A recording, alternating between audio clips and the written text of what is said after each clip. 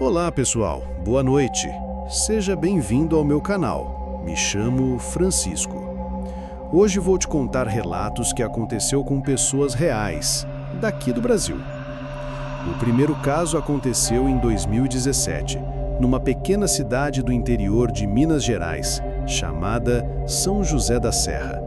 Um rapaz chamado Lucas, de 24 anos, trabalhava como vigilante noturno numa antiga fábrica de tecidos que fechou havia mais de 30 anos.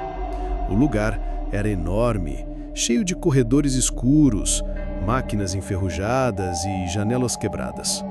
O dono do terreno contratou Lucas para ficar lá todas as noites, só para garantir que ninguém invadisse.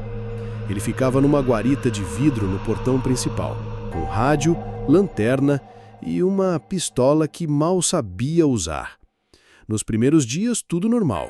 Silêncio, alguns barulhos de rato, coruja no mato, mas na terceira semana começou a ouvir passos. Passos firmes, lentos, vindo do andar de cima. Ele subia, conferia tudo e não tinha ninguém.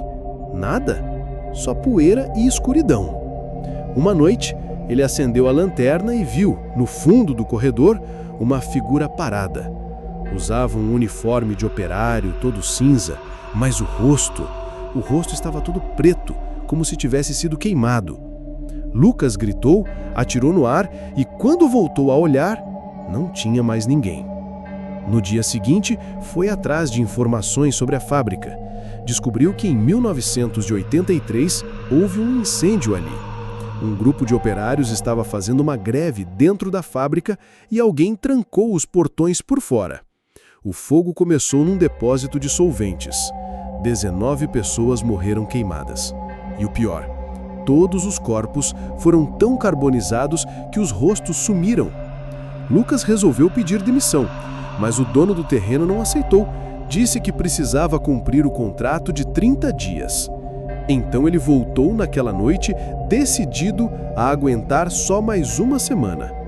Gravou tudo no celular. A gravação mostra ele falando sozinho, nervoso, dizendo que escuta vozes chamando ele pelo nome. Depois, um barulho de metal arrastando. Ele sai da guarita, vai até a escada, sobe. A câmera treme. Ele entra numa sala escura e, de repente, a lanterna mostra uma fileira de pessoas em pé, encostadas na parede, todas com roupas de operário, todas com o rosto totalmente escuro, sem olhos, sem boca. Ele começa a correr, mas tropeça. A gravação capta um grito longo, depois um som de algo queimando, como carne no fogo. A gravação termina aí. No dia seguinte, encontraram o corpo dele na guarita. Não tinha marcas de violência, mas o rosto estava todo escuro, como se tivesse sido queimado até sumir.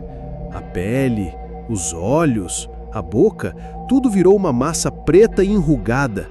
Nunca descobriram como isso aconteceu. O segundo caso é de uma professora de biologia, Carla, que morava em Florianópolis. Ela alugou um apartamento num prédio antigo, perto da Praia da Armação. O imóvel era barato demais para ser verdade. O corretor disse que o anterior morador tinha ido embora depressa. Deixou até móveis. Tudo parecia normal, exceto por um detalhe: o espelho do banheiro. Era grande, antigo, com moldura de madeira escura. Quando Carla se olhava nele, sentia um frio estranho.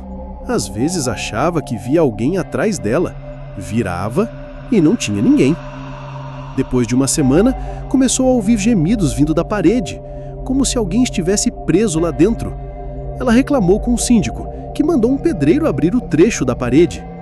Encontraram ossos, muitos ossos, e um diário. O anterior morador, um homem chamado Rogério, escreveu que comprou o apartamento barato porque queria se isolar, mas logo começou a ouvir vozes.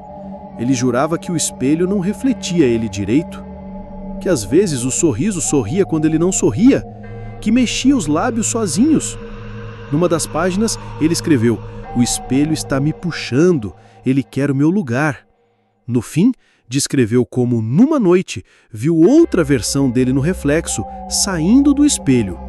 E a última frase diz: "Agora sou eu que estou aqui dentro. Ele está lá fora e está usando meu corpo." Carla leu tudo e resolveu quebrar o espelho. Naquela noite, enquanto dormia, acordou com o som de vidro sendo arrastado no chão. Foi até o banheiro. O espelho estava inteiro de novo. E nela, refletida, estava Carla, mas sorrindo. Ela não estava sorrindo? Tentou gritar, mas o reflexo colocou o dedo na boca, em silêncio. Depois, lentamente, saiu do espelho. Na manhã seguinte, os vizinhos viram Carla saindo do apartamento bem arrumada, sorridente. Disse que ia dar uma volta, nunca mais voltou. Dias depois, o zelador encontrou o corpo dela dentro do armário do banheiro, todo encolhido, com os olhos abertos e cheio de poeira, como se estivesse lá há anos. E no espelho, agora limpo, não refletia mais ninguém. O terceiro caso é de um motorista de aplicativo, o Marcos, de São Paulo. Em 2020, ele pegou uma corrida às 2 da manhã do centro para uma região afastada, perto da represa Billings. O passageiro era um homem de terno preto, chapéu e não falava nada. Só deu o endereço e ficou olhando pela janela. O caminho era sinuoso, com pouca luz. Marcos sentiu um cheiro estranho, como terra molhada e carne podre. Quando chegou no destino, o homem sumiu, não pagou, não saiu do carro. Marcos olhou para trás, o banco estava vazio, mas o cinto de segurança estava afivelhado. Ele ligou para o suporte do aplicativo, mas disseram que a corrida nem tinha sido registrada. Estranhou, mas voltou para casa. Na semana seguinte, começou a ver o mesmo homem em lugares diferentes. No supermercado, na fila do banco, no retrovisor do carro, sempre calado, sempre de terno preto. Até que numa madrugada, o homem apareceu na porta da casa dele. Marcos não abriu, mas ouviu a voz baixa, falando: "Você me deixou no lugar errado." Naquela noite, Marcos sonhou que estava dirigindo de novo, mas a estrada não tinha fim. O homem no banco de trás dizia: "Agora é você que vai até onde eu deveria ter ido." Acordou com o celular tocando. Era a mãe dele, desesperada. Disse que recebeu uma ligação da polícia. O carro de Marcos foi encontrado na beira da represa, submerso. Dentro, um corpo. Mas quando tiraram, não era ele. Era um homem de terno preto, com o rosto desfigurado, como se tivesse afundado há muito tempo. Marcos continua desaparecido, mas quem mora perto da represa conta que em noites de neblina dá para ver um carro andando sozinho na estrada de terra, com um homem no banco de trás, olhando para frente, sem piscar. E o motorista parece com o Marcos, só que os olhos estão brancos e ele não para de dirigir. O quarto caso é de uma menina chamada Júlia, de 12 anos, que morava num condomínio fechado em Goiânia. Em 2019, ela começou a falar de uma amiga imaginária chamada Lília. Só que Lília não era como as outras. Ela dizia que Lília morava no armário do quarto e que só aparecia quando a luz estava apagada. A mãe dela achou fofo, até começar a ouvir vozes. Uma noite, a mãe entrou no quarto e viu Júlia sentada na cama, de costas, conversando com alguém no armário. A porta estava fechada. Ela chamou, mas Júlia não respondeu. Quando se aproximou, viu que a filha estava com os olhos abertos, mas sem expressão. E do armário vinha uma voz fina de criança, dizendo: "Ela vai ficar comigo agora. Você não precisa mais cuidar dela." A mãe arrastou Júlia para fora, chamou um padre, fizeram uma bênção. Tudo pareceu melhorar, mas Júlia começou a mudar.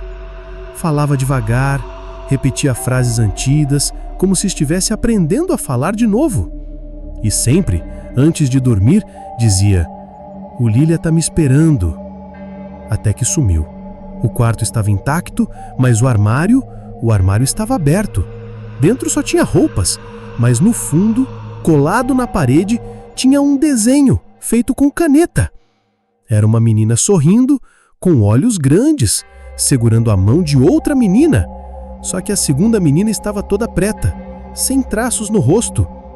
Embaixo escrito: "Agora eu tenho uma amiga para sempre." 2 semanas depois, um vizinho viu Júlia entrando no mato atrás do condomínio. Estava sozinha, mas falava com alguém. Caminhou até um buraco no chão, coberto de folhas. Entrou. Ninguém mais viu. Quando a polícia foi ver, o buraco estava vazio. Mas se você colocar o ouvido perto, dá para ouvir 2 vozes de criança rindo lá embaixo. O 5º caso é o mais recente. Aconteceu em 2023, em um sítio perto de Campinas. Um casal, Ana e Pedro, foi passar o fim de semana com 2 amigos. O lugar era isolado, cercado por mato.